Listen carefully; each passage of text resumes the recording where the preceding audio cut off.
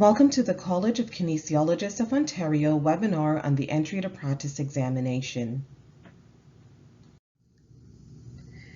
The exam is administered online and is remotely proctored by an invigilator. The exam is offered twice per year in the spring and in the fall, and completion of the exam is a non-exemptable registration requirement. The application and registration process for the exam is completed in 3 easy steps. Step 1 begins with submission of the online application form, transcript, as well as payment of the application fee and completion of the jurisprudence e-learning module. The jurisprudence module is not a test, but rather an open book module designed to familiarize applicants with the laws, regulations, and standards that apply to kinesiology in Ontario. In Step 2, the college will review your submitted application, and if it is approved, you will be sent an email to complete the exam registration form and pay the exam fee. Please be aware that only complete applications will be processed. Upon submission of the exam form and exam fee, you will be notified by email of how to register for your online exam session. The email will be sent by the exam administrator, Measure Learning. Please follow all instructions in the email to register for your exam session via the Measure platform. It is important to review the application deadlines and listing of required documents for the exam on the CKO website. If you have not received notice from the college of your exam status and you submitted all required documents, your application is currently under review, and you will hear from us very soon regarding your status. The college also has a duty to accommodate to the point of undue hardship. This means that accommodation need not be provided if it causes a college undue or excessive hardship. Accommodations may be made for medical reasons at the discretion of the college based on submission of supporting medical documentation. An accommodation to allow food will be made based on medical needs at the discretion of the college. Please refer to our website for more information about accommodation requests. Applicants must pass the exam within 3 attempts or 4 years, whichever comes first. The first attempt of the exam must be taken within 1 year of becoming eligible.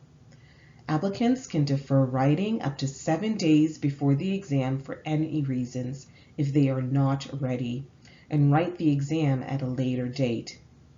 Applicants will receive a 50% refund of the exam fee if they withdraw at least 15 days before the date of the exam.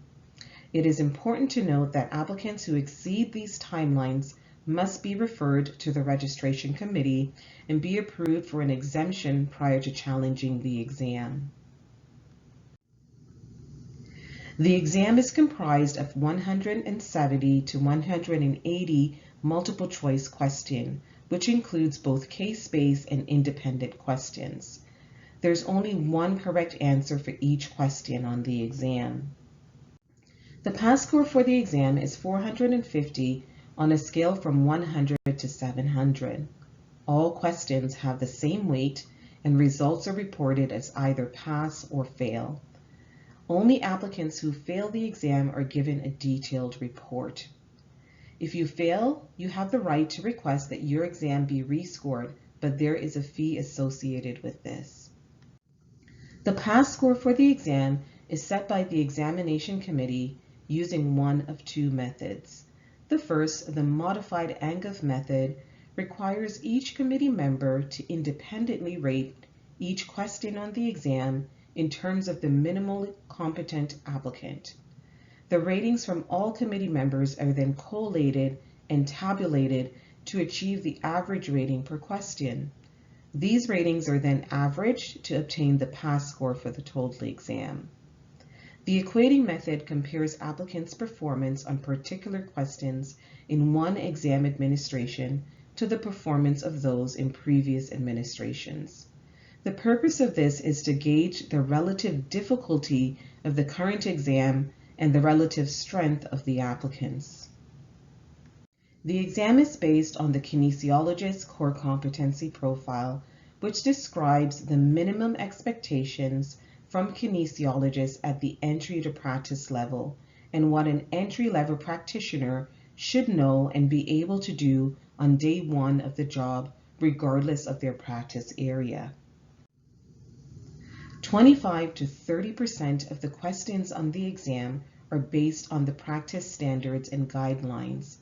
All applicants should have a good understanding of the college's practice standards and guidelines prior to challenging the exam.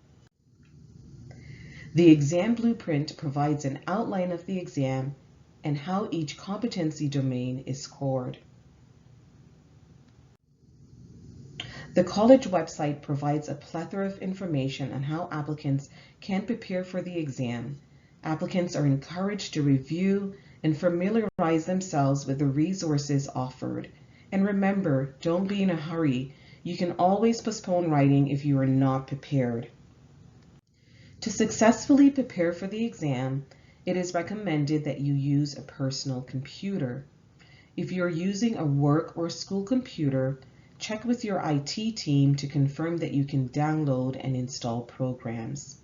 Also make sure your computer has a webcam and microphone. We encourage that you choose a quiet, private, well-lit location that is free from other people or distractions to write the exam.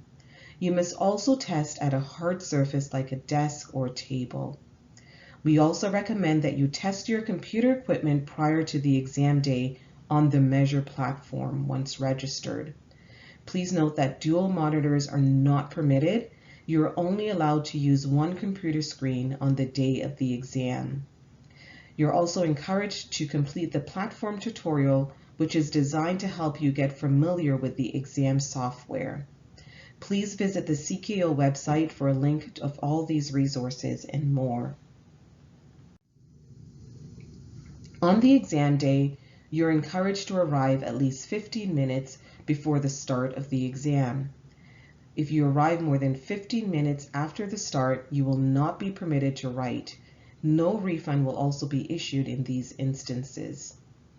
You'll be required to show an original piece of unexpired, government-issued photo identification, such as a driver's license or passport on the exam day. Health cards are not accepted, and please be aware that candidates will not be able to proceed with the exam if they cannot be properly authenticated. We encourage that you wear comfortable clothing as you will be writing the exam for 3.5 hours. To prepare your workspace, we ask that you remove any notes, books, and electronic devices from your desk. If possible, position your desk with a closed door behind you. Ensure your room is private and free from distractions. If you wear a watch, you'll be required to remove it, but you will need to keep a few things with you, such as your photo identification, your cell phone, and also a beverage if you have one. Please note that no food will be allowed in the exam room unless you have a special accommodation. On the exam day, to successfully launch your exam, you must log into your candidate portal and click the Launch Exam button at your exam time. You will then be redirected to the proctor platform and will be connected to the exam proctor within 15 minutes of logging in. The launch process involves authentication of your identity, an environment check of the room and your computer, a person check to ensure that only the permissible items that you are allowed to bring in the exam are with you, and a review of the exam rules which will be provided by the proctor. Please note that this process does not count toward your exam time. You're encouraged to read all instructions. If you do not understand what you have been told, ask the exam proctor before the exam officially begins. Also be mindful of your time. You have 3.5 hours to complete the exam. Reminders will be given at the 1-hour mark, 30-minute mark, and 15-minute mark of the exam in both sessions. If you do not know the answer to a question, skip it and return to it at a later time. If you still do not know the answer, make a guess. No points are deducted for wrong answers. We encourage you to pay attention to keywords in the questions. Notify your proctor of any unforeseen circumstances and irregularities that arises during the exam. The exam is split into two parts. The first part of the exam is 1 hour and 45 minutes, followed by a 15-minute break. Candidates can choose to take a break after completing 100 questions or at the 1 hour and 45-minute mark. The total break time is 15 minutes. However, in order for the proctor to resecure the exam room, candidates are required to return to the exam room after 10 minutes. The break is optional and you may skip it and continue writing the exam. Please note that you will not be permitted to answer any questions in Part 1 after the break.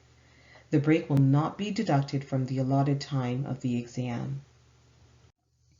Both the college and the exam administrator takes exam security very seriously. Breaches of the exam are reported in three main categories. The first, authentication, which is the inability of applicants to provide valid proof of their identity. The second, behavioral, which constitutes the continued use of unpermitted resources after a warning to discontinue such use has been given by the proctor. And lastly, exam security, which is a blatant attempt to capture exam content. An incident report will be completed by the proctor in all of these instances, and the college will be notified. Any breach in these areas will result in a candidate's inability to either take the exam or the exam results being nullified. Exam results will be issued 4 to 6 weeks after the exam date. Candidates will also be sent a survey from the exam administrator and the college on their experience writing the exam, asking for suggestions on how to improve the exam and how their teaching institutions can better prepare them to be successful. The surveys are completely optional and anonymous. We encourage that all candidates complete both surveys as they will help us improve the exam process and inform programming at the institutional level. Thank you for your attention. Please visit our website at www.coko.ca for a listing of frequently asked questions on the exam. You may also contact us at examination@coko.ca.